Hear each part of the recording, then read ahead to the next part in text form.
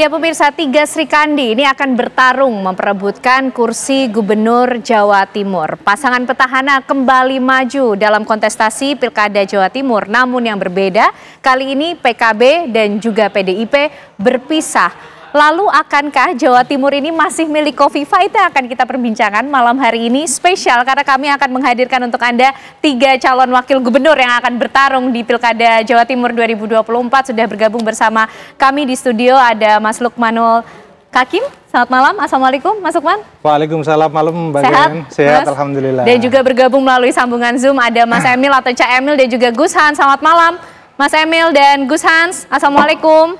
Assalamualaikum warahmatullahi wabarakatuh. Dan juga mungkin saudara lah ya dari Mas Jawa Emil, Timur. Mas Luhut. Oke, ada juga Mas Adi Prayitno. Mas Adi, sehat Mas? Sehat, alhamdulillah. Oke, warga baik. Jawa Timur saya. Warga Jawa Timur juga.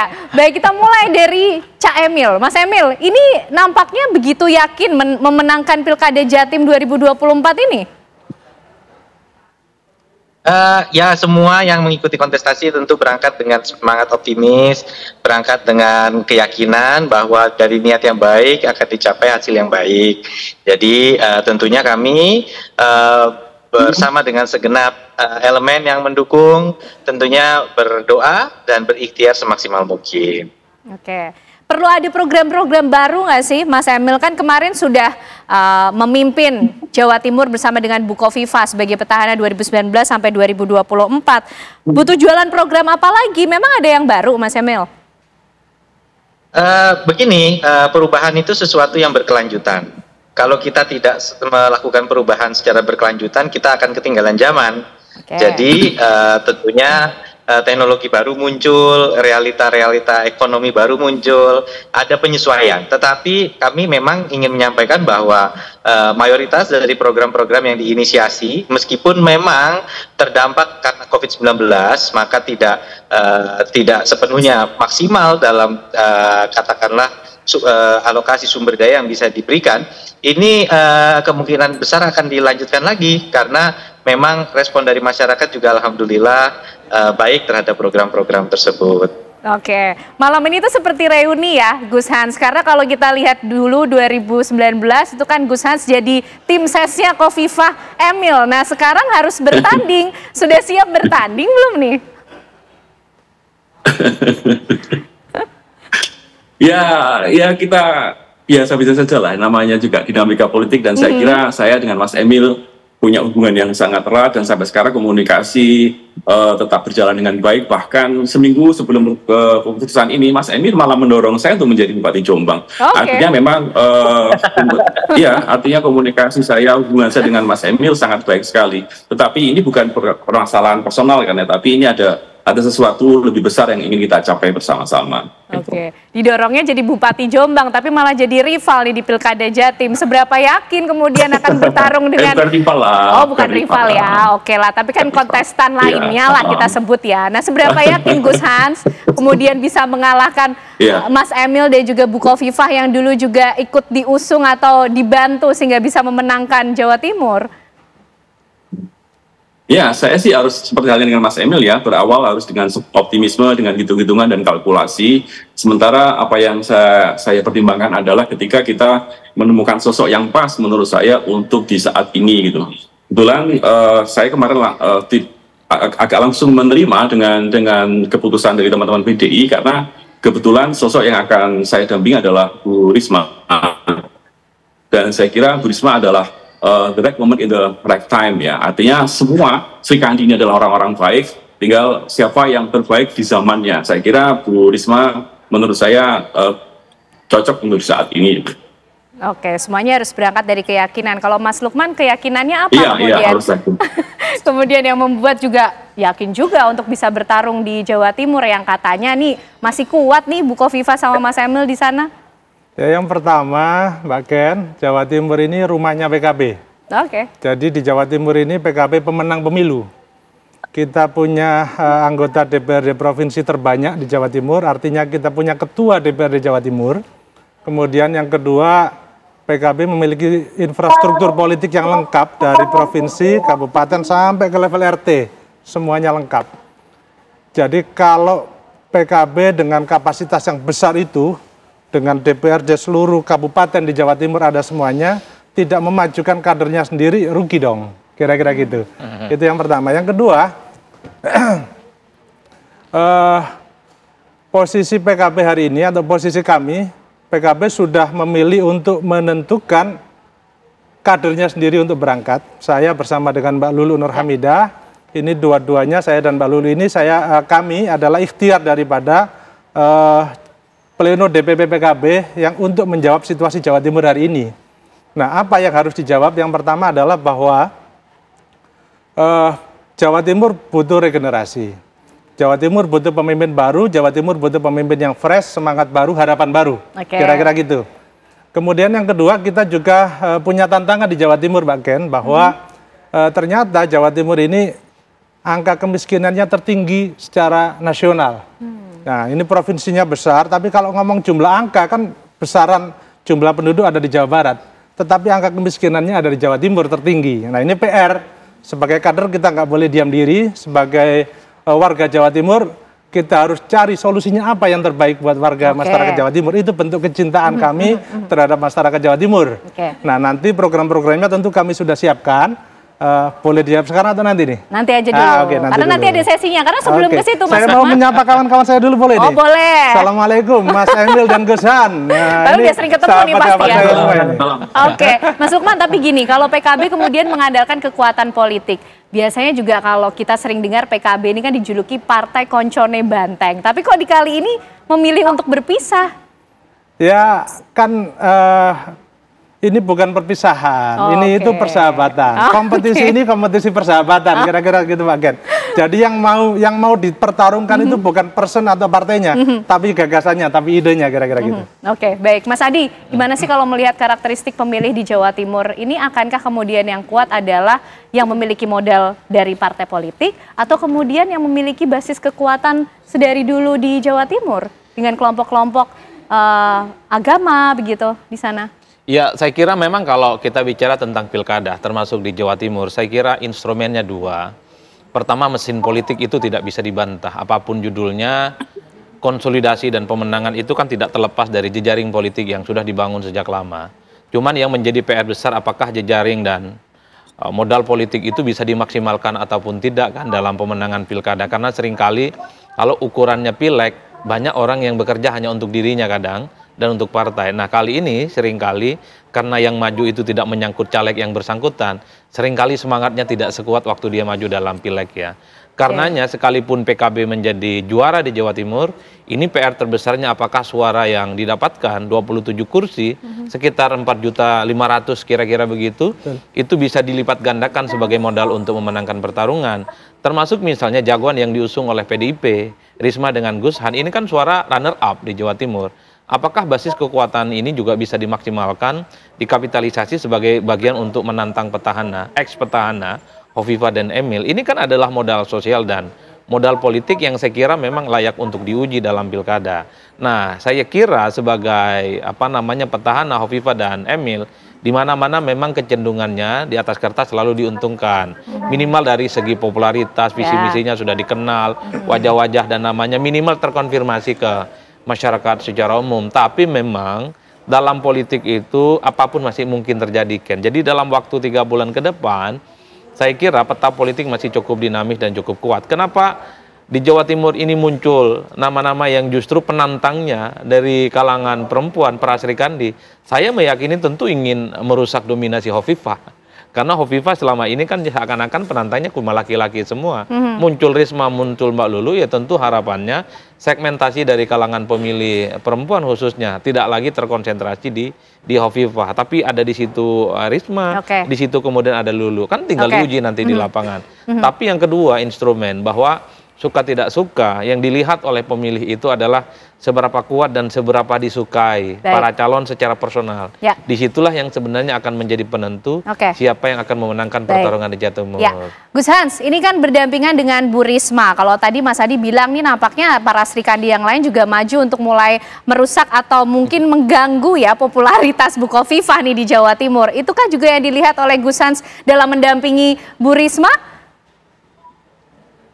Oh, jadi begini, bukan bermaksud untuk mengganggu ya, tapi emang kan harus mencari potensi yang ada dalam masyarakat Jawa Timur, dan saya kira Bu Risma lah yang paling tepat memiliki kapasitas untuk bisa menandingi Bu Hovifah yang sudah running, boleh saya katakan 15 tahun lah. Jadi kalau misalnya kita baru berjalan 2 minggu, Bu Hovifah kan sudah 15 tahun begitu. Nah, sementara kalau menurut dari sisi partai, sebenarnya yang bermain kan hanya 3 partai ini, PDI, PKB sama Demokrat. Nah, yang lain kan hanya pengusul. Mbak Hovifah kan nggak punya partai. Artinya memang mesin-mesin partai yang mungkin optimal ya hanya itu saja. Demokrat, PDIP sama PKB. Nah, yang lain kan hanya pendukung atau pengembira saja. Jadi saya melihat mesin partai yang memang yang kalau misalnya itu menjadi penilaian, ya mari kita lihat, kita nilai partai-partai itu. Oke, Mas Emil gimana nih, ternyata partai yang lain jadi penggembira aja atau meter nih kehadirannya mendukung Bu Khofifah dan juga Cak Emil? Dulu Gus Han itu kan Golkar dan kontribusinya terhadap kami luar biasa. ini mengenang masa lalu ya, oke.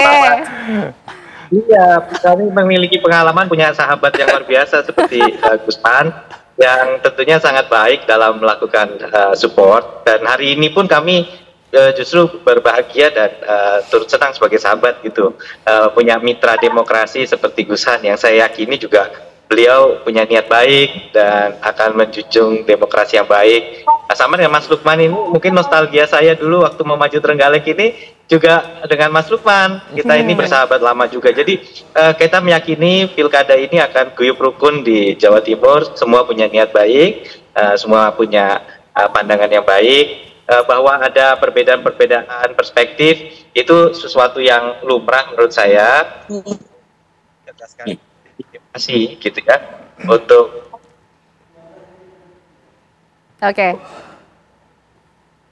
ya baik gitu. Oke, Mas Lukman, gimana nih menanggapi juga tadi kan juga teman lama diajak bernostalgia sama Cak Emil dulu waktu di Trenggalek. Nah, melihatnya gimana? Balik lagi ke kekuatan politiknya loh. Kan Bu Khofifah sama Cak Emil tuh banyak, kalau Gus Han sih ngitungnya cuma Demokrat. Kalau Mas Lukman gimana nih sama PKB? Ya. Jadi memang Pilgub itu beda dengan Pileg, beda dengan Pilbub. Memang ada konteks tadi yang disampaikan Mas Adi itu mesin partai, tetapi memang juga harus diakui ada kontribusi sosok, ada kontribusi person ya. Nah, kita tidak menafikan bahwa Mbak Khofifah sama Mas Emil ini cukup lumayan karena sudah 5 tahun petahana. Juga ada Bu Risma yang kemarin menteri, sama Gus Han yang baru saja bergabung. Kemudian tentu saja, tetapi buat kami begini, buat kami bahwa ada temuan survei di bulan Juli, Mbak. Kami baca itu temuan surveinya Republik Institute itu, dia bilang hasil temuannya dari 1.200 responden, ternyata ada 82% masyarakat yang menginginkan hadirnya kompetitor baru. Itu artinya masyarakat menghendaki ada kepemimpinan baru yang lahir dari proses demokrasi yang sehat. Kira-kira gitu. Nah, artinya kalau kita baca mafhum mukhalafahnya, berarti masyarakat juga menginginkan lahirnya kepemimpinan baru nanti ke depan. Leadership yang selama ini ada dikoreksi oleh masyarakat hasil survei itu.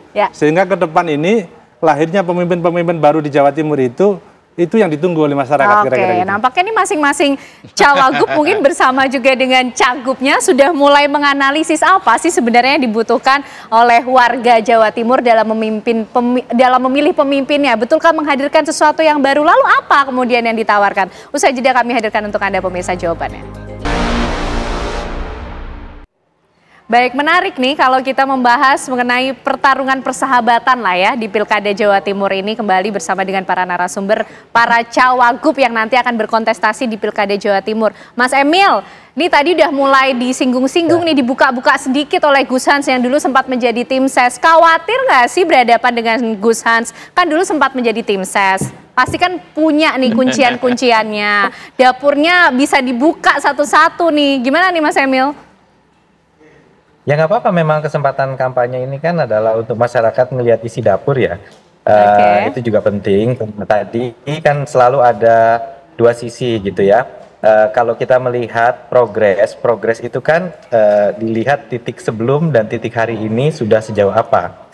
Kalau kita bicara kemiskinan, faktualnya bahwa penurunan angka kemiskinan di Jawa Timur itu justru yang tertinggi di Pulau Jawa. Bahkan di atas 200.000 jiwa yang dientaskan kemiskinannya. Dan itu jauh lebih tinggi dibandingkan peringkat kedua di Pulau Jawa itu, yang angkanya sendiri tidak sampai sekitar 100.000. Jadi ini kita harus bisa membedakan antara posisi dan progres. Saya rasa itu adalah standar baku yang digunakan dalam menilai kinerja. Yang juga tidak kalah penting tadi mengenai mesin partai, saya malah dalam perjalanan ke Gresik untuk menghadiri acara Partai Persatuan Pembangunan, yang mana mereka juga melakukan konsolidasi partai yang sangat aktif.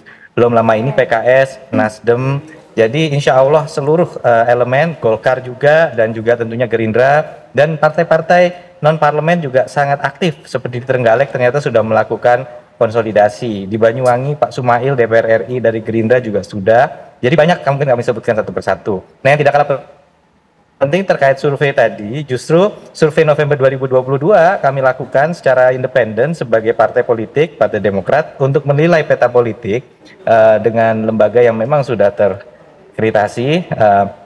Ini menunjukkan 69,1%, mendekati 70% ini menginginkan Ibu Khofifah untuk menjadi gubernur kembali. Yang menjawab tidak menjawab sekitar 12-14%, dan sisanya saja mengatakan tidak. Jadi tentunya sekali lagi perspektifnya banyak. Saya menghormati pandangan Mas Lukman dan Gus Han, semuanya demi keinginan yang baik. Semua maju karena melihat masyarakat punya harapan. Saya rasa ini kesempatan yang baik lah untuk saya dan sahabat-sahabat saya ini untuk sama-sama berikhtiar. Semakin ada pilihan tentu semakin baik untuk masyarakat Jawa Timur. Oke, Mas Emil tadi sudah disebutkan data-datanya, diperkaya lagi dengan Mas Lukman tadi yang juga menyatakan bahwa PR dari Jawa Timur itu juga mengenai pemberantasan kemiskinan. Lalu apa kemudian yang ditawarkan oleh Bu Khofifah dan juga Mas Emil atas permasalahan ini untuk warga Jawa Timur? Don't change the winning team. Kita sudah mendapat apresiasi dan bahkan diberikan anggaran. Jadi ini bukan kalau orang bilang cuma ngumpulin penghargaan, ada tambahan anggaran, insentif anggaran yang diberikan atas prestasi yang diraih. Salah satunya kemiskinan ekstrim dari 4,4% di atas nasional, bahkan kita justru menjadi lebih rendah dari nasional, di angka terakhir itu 0,8 hingga menjadi sekarang 0,6%. Nah, artinya mari kita lanjutkan hal-hal yang baik, di mana kemiskinan ini pertama kita berorientasi pada pembangunan desa. Yang kedua, bagaimana kita menggunakan prinsip 3S, suplemen, sinergi, dan sinkronisasi.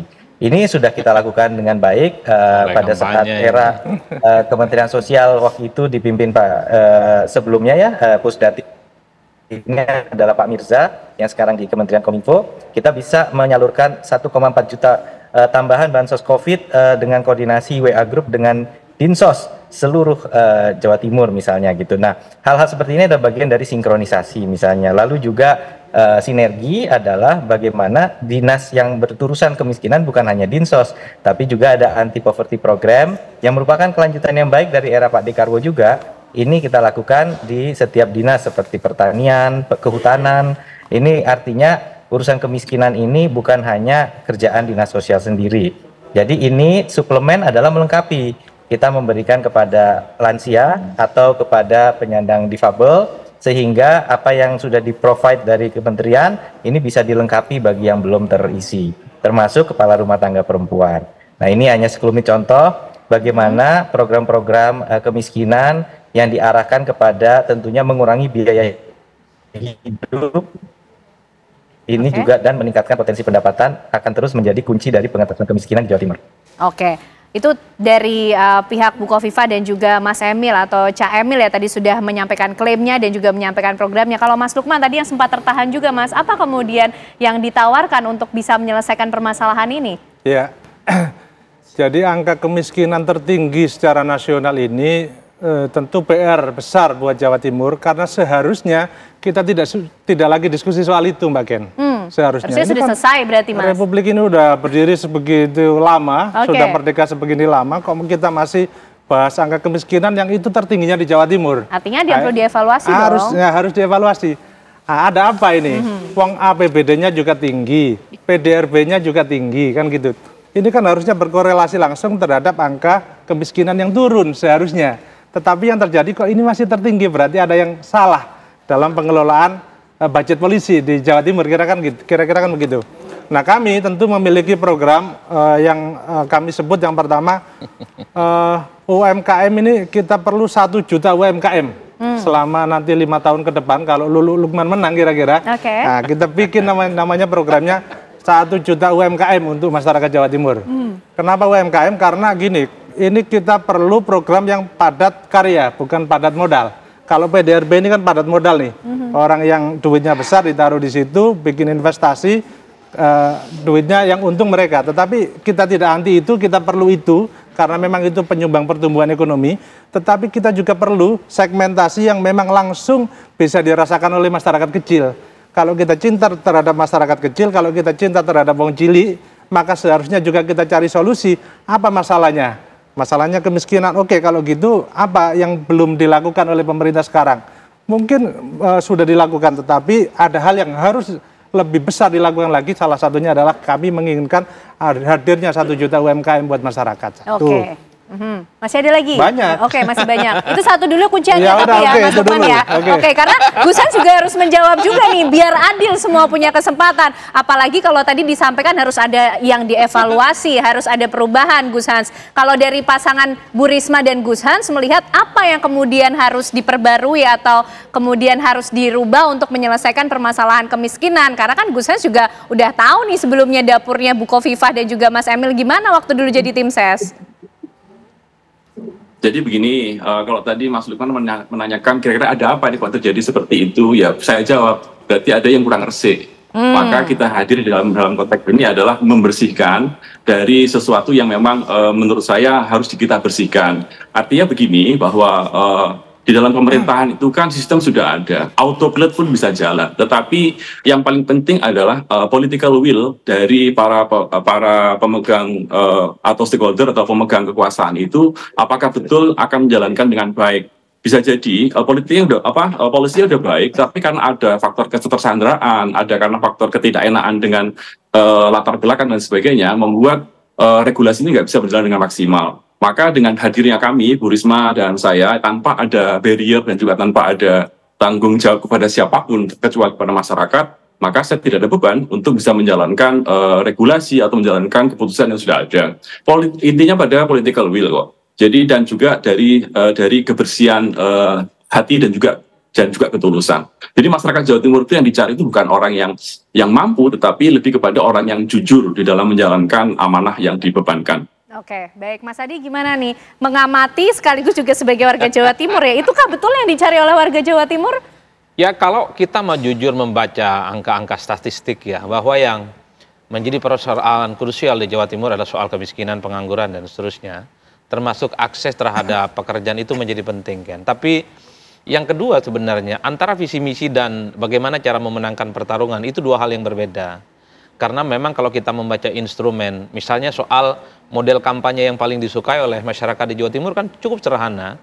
Pemimpin dan tim suksesnya sering bertemu dengan mereka, menyapa dengan mereka dan bawa oleh-oleh. Visi misi nomor 4. Karenanya visi misi yang semacam ini kan hanya dalam perdebatan-perdebatan ada di media, kemudian ada diskusi-diskusi terbatas. Tapi dengan masyarakat tak ada dialog yang sebenarnya secara intent dan mendalam. Bicara soal bagaimana menyelesaikan persoalan yang kita anggap sangat prinsip untuk diselesaikan. Bicara tentang Jawa Timur, secara tidak langsung ini bicara saya, Ken. Saya kebetulan orang Madura, 4 kabupaten di situ adalah salah satu kabupaten di Jawa Timur yang paling miskin di antara yang lainnya. Sumeneb, Sampang, Bangkalan, dan Pamekasan. Itu 4 kabupaten yang saya lihat dari dekat. Dari dulu, sejak saya merantau ke Jakarta sampai hari ini, laya mutu walayah ya. Tidak jelas bagaimana prospek pembangunan yang ke depan. Jadi saya harap betul nih kepada sahabat-sahabat saya nih, mulai dari Kang Emil, kemudian Gus Han sama Bang Lukman ini kalau menang ya Madura lah sering-sering dikunjungi. Jangan kunjungi setiap 5 tahun sekali. Jadi saya kira itu. Nah yang terakhir yang ingin saya katakan adalah, kenapa belakangan misalnya banyak kawan-kawan Madura di Jakarta itu bikin warung kelontong? Ini bagian dari fenomena kemiskinan yang nggak bisa dibantah. Banyak orang Jakarta saat ini mengadu nasibnya itu ke Jakarta. Bikin sembako dan bikin usaha-usaha. Karena mereka sudah tidak bisa berharap apapun dari pertanian yang memang sejak turun-temurun menjadi andalan kita. Persoalan pertanian adalah krusial. Kalau pertanian di situ engage, kemudian ada solusinya, saya kira tidak akan ada diaspora orang Madura itu ke berbagai tempat. Ini contoh di Jawa Timur. Di berbagai tempat saya juga akan mengalami yang sama. Jember, Banyuwangi, Lumajang, problemnya juga tidak jauh dengan apa yang terjadi di Madura. Wah, ini udah menang banyak nih para cawagup karena udah dapat bocorannya langsung dari Mas Adi yang juga merangkap sebagai warga Jawa Timur. Mas Emil, tapi gimana kemudian tadi kan sudah disampaikan ini berarti ada yang perlu dievaluasi loh dari pemerintahan sebelumnya, yang artinya kan Mas Emil dan juga Bu Kofifa. Nah, ke depan juga agendanya seperti apa kemudian bisa meyakinkan masyarakat bahwa Mas Emil dan juga Bu Kofifa sebagai petahana akan hadir membawa perubahan dan menjawab harapan baru? Ya, pertama kepada Mas Lukman tentu bisa bertanya Ketua Dewan Syuro PKB, Prof. Yai Ma'ruf Amin, Wakil Presiden yang memberikan sendiri apresiasi terhadap prestasi kinerja penurunan kemiskinan di Jawa Timur. Insya Allah beliau bisa memberikan jawaban yang sangat-sangat baik, sangat-sangat komprehensif karena kami bekerja bersama dan beliau tahu suka dukanya kita untuk menurunkan kemiskinan ekstrim. Dan juga yang ingin kami sampaikan sekali lagi bahwasanya memang kemiskinan yaitu tolok ukurnya itu sangat jelas ya.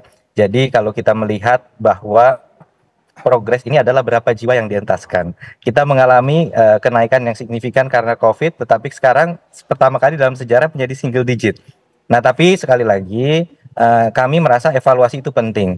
Justru momen seperti inilah masyarakat bisa mendengar bagaimana kami kemudian bisa lebih transparan lagi dalam menyampaikan segala informasi. Memang harus di-challenge seperti ini, kami harus diberi kesempatan untuk menjawab pertanyaan, tapi mudah-mudahan jadi lebih cerah, jadi lebih terang. Jadi tadi bagaimana ternyata yang memberi apresiasi adalah Ketua Dewan Syuronya Mas Lukman sendiri kepada Pemprov Jawa Timur. Nah juga Mas Adi coba jalan ke Bangkalan itu dari belok dari Muhammad Nur ke arah Belega, itu jalannya itu sudah mulai dilebarkan sebagai contoh. Itu adalah contoh bagaimana kita ingin agar aksesibilitas di Madura menjadi lebih baik. Begitu pula penanganan tanggul di Sungai Kemuning agar tidak terjadi banjir terus-menerus. Nah, ini adalah bagian dari pembangunan yang lebih holistik yang ingin kita wujudkan untuk seluruh wilayah Jawa Timur. Bukan hanya Surabaya Raya atau Malang, tapi dari ujung Banyuwangi di timur sampai ke utara di pesisir Madura, juga paling selatan di Pacitan. Mudah-mudahan sekali lagi ajang pilkada ini menjadi momen bagi kami untuk terus menjawab pertanyaan dan tantangan-tantangan yang diberikan baik melalui paslon sahabat-sahabat kami ini, dan ini mudah-mudahan juga menjadi momen bagi kami memberikan cerita di balik layar. Karena tidak ada yang autopilot, insan-insan Pemprov dan stakeholder dari pemerintah desa, perangkat desa, bahkan organisasi semua sudah kerja keras untuk bisa membangun Jawa Timur. Jawa Timur bukan prestasi 1-2 orang, betul. Ini adalah prestasi semua orang yang harus diapresiasi. Jadi sekali lagi ini insya Allah akan menjadi pilkada yang produktif bagi kita semuanya. Oke, baik, menarik kalau kita bicara soal cerita di balik layar, ada man behind the show-nya dulu pas zaman Bu Kofifa sama Mas Emil. Gus Hans nanti mungkin ingin merespon, sekaligus juga Mas Lukman dan juga Mas Adi ya, yang tadi diajak ngecek di sana tuh kondisinya seperti apa. Tapi Mas Emil, terima kasih atas waktunya. Sayang sekali harus meninggalkan terlebih dahulu perbincangan ini karena agenda berikutnya. Terima kasih Mas Emil, sukses dalam kontestasi di Pilkada Jawa Timur. Terima kasih Gus, bersama dengan sahabat-sahabat lama lainnya. Mas Adi, terima kasih. Baik, pemirsa, tapi usai jeda masih ada Mas Lukman dan juga Gus Hans serta Mas Adi yang akan mengajak Anda untuk melihat, kita akan bedah lagi program-program apa yang akan ditawarkan untuk masyarakat Jawa Timur. Usai jeda kami kembali. Ya, PKB PDIP pisah, akankah Jawa Timur masih milik Kofifa? Itu kita akan perbincangkan kembali bersama dengan narasumber yang sudah hadir bersama kita malam hari ini. Masih ada Mas Lukman, kemudian ada Gus Hans, Mas Adi, dan juga Mas Emil kembali bergabung bersama kita. Nampaknya masih ada nanggung yang ingin disampaikan, tapi sebelum ke Mas Emil dan Mas Lukman lagi, saya mau ke Gus Hans dulu, karena tadi disinggung soal cerita di balik layar. Man behind the show nampaknya juga pernah menyemat nih pada diri Gus Hans kan, sebagai timnya Mas Emil dan juga Bu Kofifa dulu. Tapi kita bicara di pertarungan kali ini bersama dengan Bu Risma. Ini kalau di Surabaya oke lah, siapa tidak kenal Bu Risma. Tapi kan ini cakupannya lebih luas nih Gus Hans, di Jawa Timur. Optimismenya seperti apa? Termasuk juga apa yang ditawarkan untuk menjawab PR besar dari Provinsi Jawa Timur? Ya, ini setelah saya cek di lapangan, sekarang saya ini ada di Leces ya. Jadi alhamdulillah saya sehari ini bisa turun di 4 atau 3 kabupaten untuk langsung turun ke masyarakat karena menyadari tentang masih belum terkejarnya suaranya Mas Emil, sehingga saya harus berlari kencang untuk mengejar itu. Dibandingkan antara 15 tahun dengan 8 hari kan, jadi pasti harus saya larinya harus lebih cepat lagi gitu. Nah, setelah saya lihat orang-orang ternyata bukan hanya di Surabaya, di Cilacap pun, mau di Probolinggo, mau di Pasuruan pun, ketika saya menyebut nama Bu Risma, mereka sudah well known tentang itu. Ya memang ada beberapa yang masih belum tahu tentang Bu Risma, karena mungkin, tetapi kalau misalnya mereka yang memang aktif di media sosial, atau mungkin dia paham tentang pernah ke kota Surabaya, merasakan indahnya Surabaya dan sebagainya, mereka merindukan sosok Bu Risma dan yang tegas, dan juga ada legacy yang bisa dilihat gitu. Nah, ini yang problem sekarang ini kan, apa sih legacy yang ada secara physically itu yang bisa dilihat oleh masyarakat Jawa Timur. Nah, ini yang mungkin harus bisa menjadi koreksi bagi kita semuanya. Dan ini justru malah bagus membuat Mas Emil jadi semangat kan untuk mencari legasinya mana ini sebenarnya, Bu Khofifah ini di Provinsi Jawa Timur ini begitu. Mungkin itu Mbak Gen. Oke, jangan-jangan belum meninggalkan legacy Mas, karena masih ingin berlanjut lagi loh Bu Khofifah sama Mas Emil begitu, Gus Hans. Oh iya, jangan-jangan mungkin inginnya 3 periode, jadi baru kelihatan legasinya.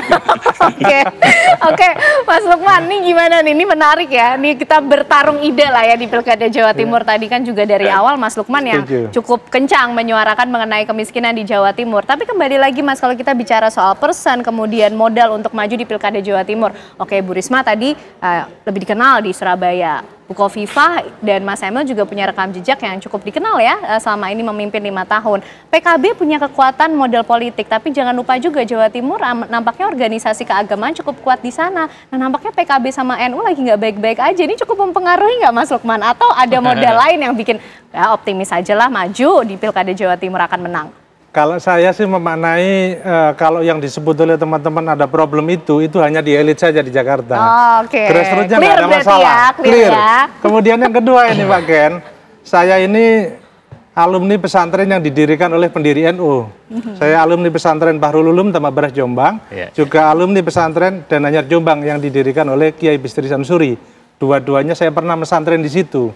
Kemudian Mbak Lulu sendiri juga adalah keluarga pesantren Petarongan Darul Ulum, itu Mbak Lulu itu bibinya Gus Hans. Nah, jadi sebenarnya masih saudara kultur kalau yang ditanyakan Mbak Ken itu kultur NU-nya ya kita paling kuat karena sama-sama NU. Jadi nggak ada irisan lain. Jadi modal sosial politik kita cukup kuat. Nggak usah khawatir soal itu. Nah, apalagi? Lalu kemudian program lainnya juga tadi kan yang paling kencang menyuarakan dari awal soal kemiskinan. Tadi sudah dijawab loh oleh pasangan-pasangan yang lainnya, oleh cawagup yang lainnya Mas Lukman. Apalagi yang mau ditambahkan tadi kan baru poin pertama. Nah, oke, gini. Mbak Lulu dan Mas Lukman ingin mengajak pemuda se-Jawa Timur itu menjadi lokomotif pembangunan, Mbak Ken. Jadi bukan hanya sebagai objek, tapi jadi subjek pembangunan. Jadi lokomotif pembangunan. Caranya bagaimana? Ini ada problem, Mbak. Kita ini punya Gen Z, punya Gen Alpha, punya milenial yang itu mayoritas di Jawa Timur jumlahnya, tetapi kebanyakan mereka itu, nah ini ada temuan, kebanyakan dari pemuda di Jawa Timur itu satu masih jomblo, yang kedua belum punya pekerjaan. Nah, setelah kita teliti ternyata yang jomblo-jomblo itu nggak berani memutuskan untuk menikah. Kenapa? Karena akar masalahnya belum punya pekerjaan. Nah, itu harus dijawab, jangan dibiarkan saja. Kalau terjadi pembiaran ya namanya autopilot dong. Padahal kita kan maunya leadership itu menghadirkan sesuatu yang solutif. Makanya kita punya tagline Luman, Lulu Lukman, tetapi makna Jawa Timurnya Luman itu dermawan.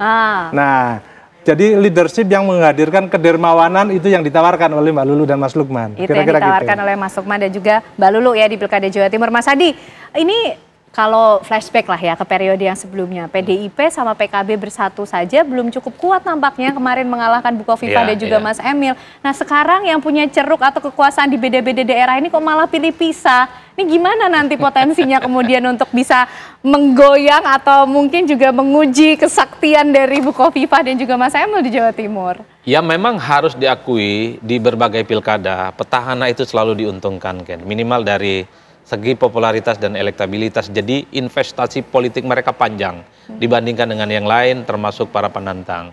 Nah, yang kedua kalau kita bicara tentang kekuatan politik di atas kertas, kan yang diunggulkan adalah Hovifah dan Emil. Ya. Apalagi dukungan partainya jauh lebih banyak dibandingkan dengan yang lain.